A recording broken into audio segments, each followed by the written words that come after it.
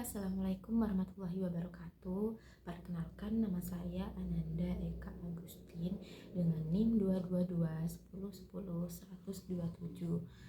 Saya sebagai mahasiswa dari UINHES Jember Prodi PAI angkatan 22. Nah, pada kesempatan kali ini di sini saya akan memberikan video penjelasan tentang tugas untuk memenuhi tugas pada mata kuliah manajemen pendidikan.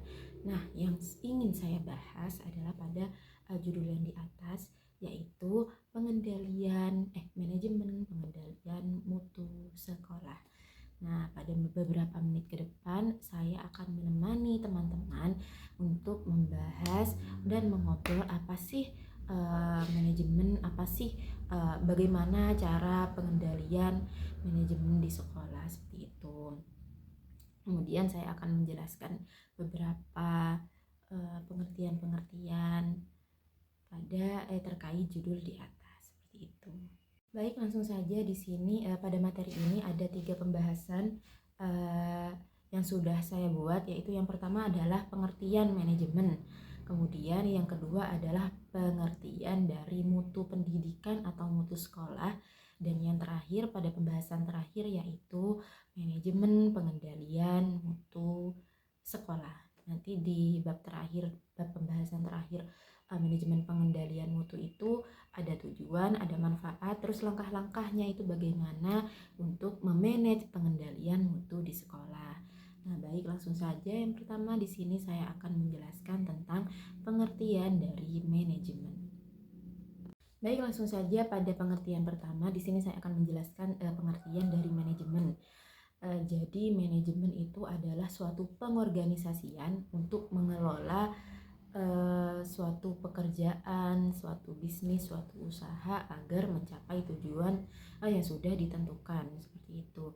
Jadi maksudnya dari sebuah organisasi, baik itu pekerjaan, baik itu usaha, baik itu pendidikan, harus harus ada yang namanya manajemen, yaitu untuk mengelola. Tujuannya adalah untuk mencapai apa yang telah ditentukan oleh pemimpin, oleh pekerja, atau oleh perusahaan itu sendiri. Jadi manajemen ini sangat penting dilakukan. Sepertinya teman-teman sudah memahami apa itu arti dari manajemen, ya, yaitu untuk mengelola suatu pekerjaan, suatu pendidikan, suatu usaha agar memenuhi tujuan yang telah ditentukan dan disepakati dari awal, seperti itu. Nah, pembahasan yang kedua adalah tentang mutu pendidikan. Di sini saya akan menjelaskan terlebih dahulu apa sih mutu itu. Jadi mutu itu adalah suatu kualitas peninjauan baik atau buruknya suatu usaha, suatu barang, atau suatu pekerjaan. Nah, jika dalam konteks pendidikan, mutu pendidikan itu adalah peninjauan kualitas pendidikan baik atau buruknya suatu pengejaran yang diterima oleh siswa dari pendidik, seperti itu. Layak atau tidak, bisa dikatakan baik atau tidak suatu pendidikan tersebut, seperti itu. Jadi sekolah itu akan dipandang baik apabila mutu atau kualitasnya itu baik juga. Nah, seperti itu. Jadi mutu pendidikan itu sangat penting, ya, untuk menentukan baik atau buruknya dari suatu lembaga, baik atau buruknya suatu pengajaran di sekolah tersebut. Kemudian bagaimana sih proses pembelajaran, bagaimana sih sarana dan prasarananya pada sekolah tersebut itu sudah bagus atau tidak. Nah, itu dilihat dari mutu kualitas suatu sekolah atau suatu pendidikan, seperti itu. Nah, tujuan dari adanya mutu sekolah ini adalah agar kualitas pada sekolah tersebut itu baik, agar masyarakat itu memandang sekolah di sini itu baik, proses pembelajarannya itu bagi siswa itu bagus, terus apa-apa lengkap di sini. Jadi seperti itu. Jadi semakin baik mutu yang ada pada sekolah, semakin berkualitas, maka akan menghasilkan sudut pandang dari masyarakat semakin baik, dan juga pengajaran yang didapatkan oleh siswa itu semakin baik, sehingga menghasilkan lulusan dari sekolah tersebut yang nantinya baik juga, seperti itu. Baik, di sini saya akan menjelaskan tentang manajemen pengendalian mutu sekolah. Jadi yang dinamakan manajemen itu kan adalah suatu pengelolaan ya. Kemudian di sini konteksnya itu memanage atau mengelola mutu dari sekolah.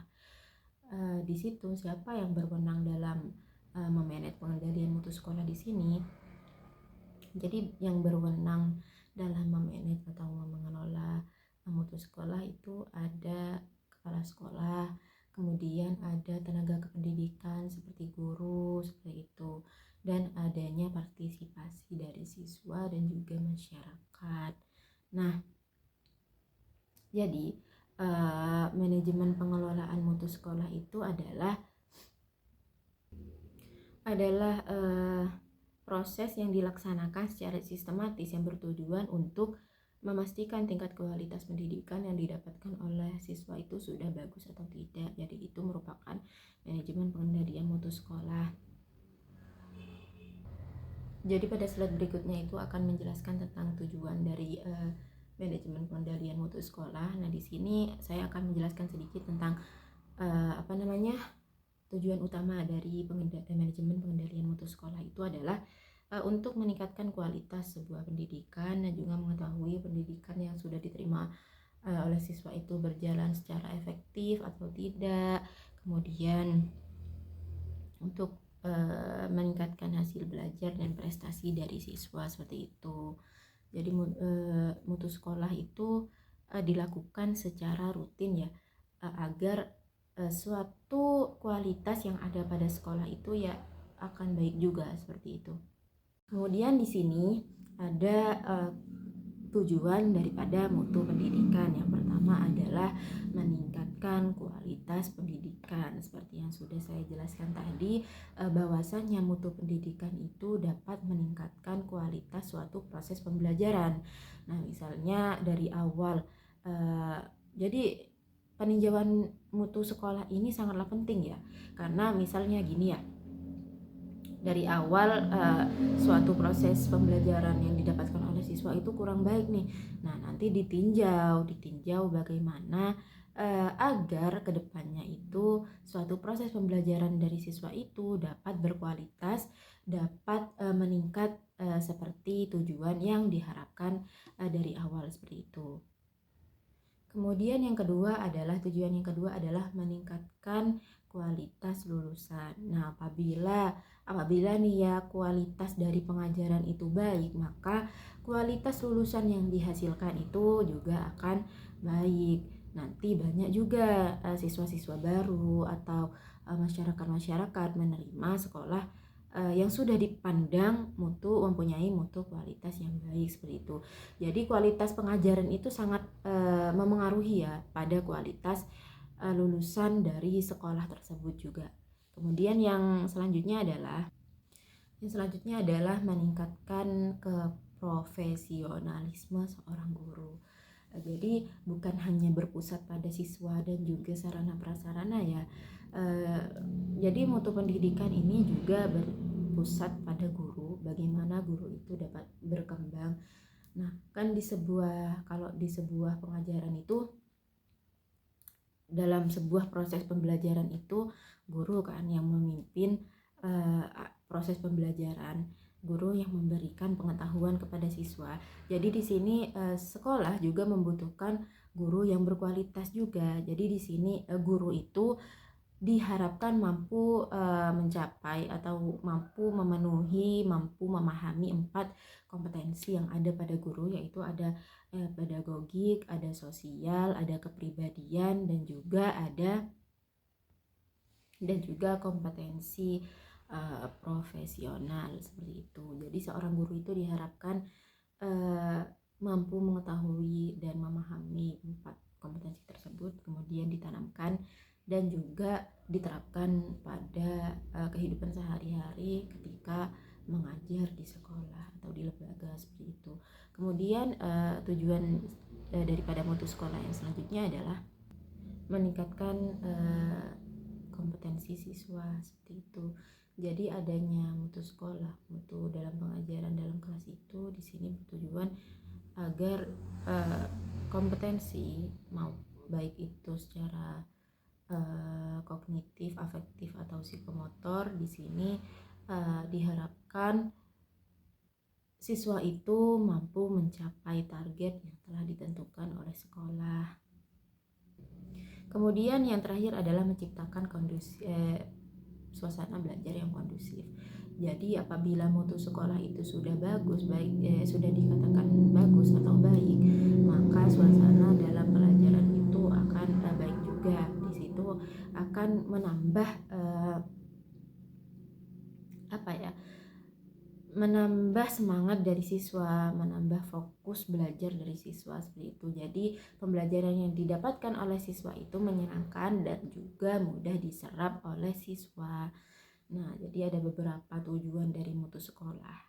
Tujuan dari mutu sekolah bukan hanya didapat dari siswa, melainkan didapat oleh guru juga seperti itu. Kemudian pada slide berikutnya ini adalah tentang standar mutu pendidikan, mutu nasional pendidikan. Jadi di dalam mutu pendidikan itu sudah ada standar yang sudah ditetapkan oleh negara, yaitu yang pertama adalah standar kompetensi lulusan. Jadi negara itu sudah menetapkan bagaimana kompetensi lulusan yang harus ditetapkan oleh sekolah seperti itu. Nah, seperti yang sudah saya jelaskan tadi, apabila mutu dari sekolah itu baik, maka akan menghasilkan lulusan yang baik juga. Kemudian yang selanjutnya adalah standar isi. Maksud isi dari sini adalah isi dalam proses pengajaran seperti modul ajar atau buku-buku seperti itu yang menunjang proses pembelajaran siswa itu harus memenuhi standar yang sudah ditetapkan oleh negara. Kurikulum, nah seperti itu, kurikulumnya harus sesuai. Nah, apabila tidak menggunakan kurikulum merdeka, baiknya menggunakan kurikulum sebelumnya seperti kurikulum K13 seperti itu.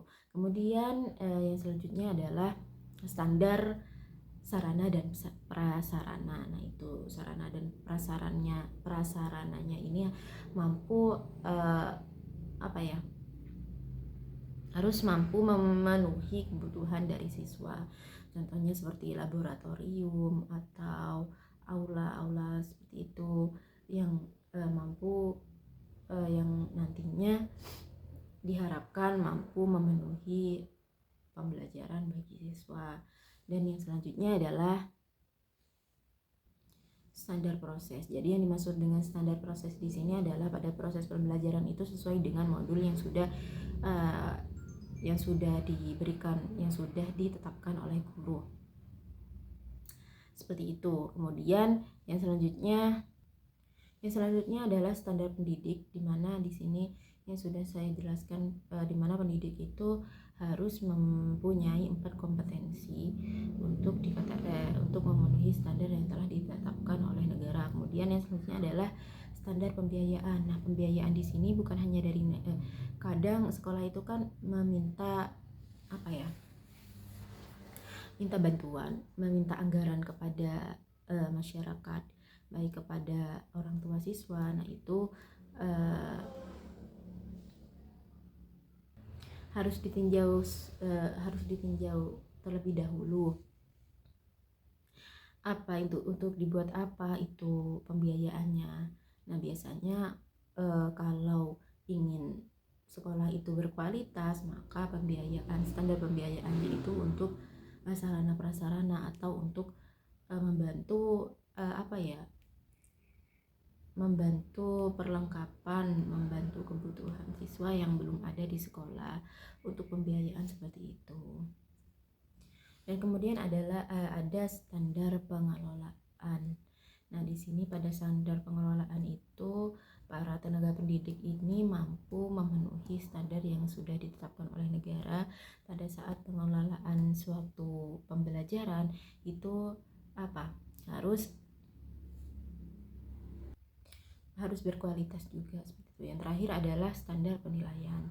Nah, di situ biasanya kan ada di sekolah itu ada penilaian atau evaluasi. Jadi sekolah itu mampu memenuhi standar penilaian sudah ditetapkan seperti itu. Kemudian yang selanjutnya adalah manfaat manajemen pengendalian mutu sekolah. Yang pertama adalah meningkatkan kepuasan siswa dan orang tua siswa. Nah, apabila mutu sekolah itu sudah baik, apabila mutu sekolah itu sudah dikatakan berkualitas, maka di situ akan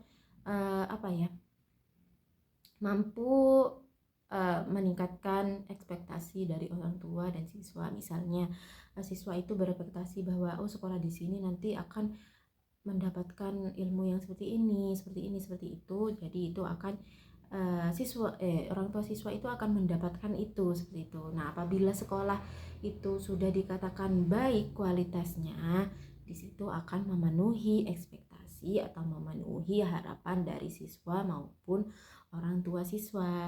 Nah, kemudian yang kedua adalah meningkatkan reputasi sekolah. Nah, apabila mutu sekolah sudah baik, maka reputasi di mata masyarakat itu dipandang baik juga. Kemudian yang ketiga adalah peningkatan proses pembelajaran. Adanya mutu pendidikan ini akan memperbaiki, akan mengevaluasi jika dari awal proses pembelajarannya itu kurang baik, maka akan ditingkatkan oleh sekolah dengan adanya mutu pendidikan ini. Kemudian yang terakhir adalah menciptakan adanya sistem pendidikan yang berkelanjutan. Maksudnya di sini adalah ilmu yang didapatkan oleh siswa atau peserta didik itu dapat dibawa pada jenjang berikutnya yang berkelanjutan, bukan hanya pada jenjang itu saja. Misalnya pada SD, bukan hanya mendapatkan ilmu untuk diterapkan pada saat SD saja, melainkan pada saat jenjang berikutnya juga siswa mendapatkan itu, seperti itu. Baik, kemudian yang terakhir adalah langkah-langkah adanya bagaimana cara memanage atau manajemen pengendalian mutu sekolah. Yang pertama adalah proses perencanaan. Nah, pada tahap ini sekolah diharapkan mampu mengetahui standar kualitas pendidikan yang ingin dicapai, baik yang ada pada negara maupun yang ada pada sekolah sesuai dengan kemampuan peserta didik seperti itu. Perencanaan dalam proses ini, pengendalian mutu sekolah ini mencakup beberapa aspek. Di antaranya yaitu dari kurikulumnya itu harus sesuai dengan yang sudah ditetapkan pada pemerintah. Kemudian pengajarannya, nah bagaimana seorang guru itu mengajar dengan baik sesuai dengan kemampuan dari siswa. Makanya kan ada yang namanya modul ajar berdiferensiasi. Jadi pada modul ajar tersebut seorang guru itu dapat mengelompokkan anak yang mempunyai pengetahuan, yang mempunyai kemampuan kognitif, afektif atau psikomotor, dan juga mengetahui gaya belajar dari siswa, entah itu gaya belajarnya auditori atau lain sebagainya. Jadi itu dikelompokkan, nanti modulnya akan dijadikan menjadi satu, menjadi modul ajar yang dapat memenuhi 3 gaya belajar anak didik seperti itu. Kemudian kualitas dari proses pembelajaran, adanya guru yang berkualitas akan menghasilkan pembelajaran yang berkualitas juga. Kemudian ada proses pembelajaran. Nah, proses pembelajaran ini sesuai dengan yang sudah ditetapkan pada modul ajar, pada tahap pelaksanaan, pada tahap awal, pada tahap kegiatan, pada tahap evaluasinya, itu sesuai dengan modul yang sudah ditetapkan, dan itu diharapkan tidak memberatkan siswa. Jadi siswa di situ enjoy menerima pembelajaran dari seorang guru. Kemudian adalah kebijakan dari sekolah pada saat proses pembelajaran itu seperti apa. Kemudian strategi yang digunakan. Nah, strategi yang digunakan seorang guru itu tidak monoton, bisa menggunakan apa saja. Yang penting peserta didik itu dapat menikmati keadaan pembelajaran yang ada pada saat itu, menikmati proses pembelajaran dan juga materi yang didapat oleh siswa itu gimana ya, siswa itu dapat mudah memahami tentang materi yang diajarkan oleh guru seperti itu. Kemudian rencana kerja sekolah. Nah, hal yang perlu diperhatikan dalam proses perencanaan ini adalah rencana kegiatan dan anggaran sekolah, seperti itu. Nah, rencana kegiatan dan anggaran sekolah atau RKAS itu memuat dan disusun menjadi satu dalam proses perencanaan ini. Nah, di situ sekolah harus berpedoman pada standar nasional yang sudah saya jelaskan tadi, yang ada standar isi, standar lulusan, standar proses, standar pendidikan, standar sarana dan prasarana, standar penilaian, standar pengelolaan, dan standar pembiayaan. Nah, di situ sekolah itu dapat membentuk tim dalam menyusun sebuah perencanaan proses, kemudian mengimplementasikan atau melaksanakan penyusunan tersebut pada saat proses pembelajaran, seperti itu. Kemudian yang kedua adalah tahap kedua adalah pelaksanaan. Setelah perencanaan itu sudah direncanakan secara baik, kemudian ada tahap yang namanya tahap pelaksanaan. Nah, pada proses pelaksanaan ini apabila sudah menyusun dan melaksanakan program, kemudian melaksanakan proses pengajaran dan pembelajaran yang berkualitas sesuai dengan kurikulum dan dengan memperhatikan aspek standar proses. Nah, jadi standar proses, standar nasional pendidikan itu harus diterapkan pada situasi apapun, entah dalam merencanakan, dalam pelaksanaan, dalam mengevaluasi, atau dalam menindaklanjuti itu bagaimana. Jadi standar nasional itu memang harus dibutuhkan, memang harus dilakukan pada proses apa saja. Nah, menyambung pada pelaksanaan itu, apabila suatu proses sudah terlaksana sesuai dengan perencanaan itu, maka dilakukan evaluasi. Tapi di sini evaluasinya itu masih pada proses pelaksanaan. Mengevaluasi baik gak ya, sesuai gak ya sama tujuan yang mau diterapkan, seperti itu. Kemudian jika sudah dalam proses pelaksanaan, maka ada yang namanya proses pemantauan. Dan dalam pemantauan ini tenaga pendidik dapat melakukan dengan cara mengumpulkan data atau informasi terkait performan dari peserta didik dan juga pendidiknya itu baik mengajarkan secara baik atau tidak, kemudian materi yang diberikan oleh oleh pendidik ini dapat diterima secara baik atau tidak oleh peserta didik, seperti itu.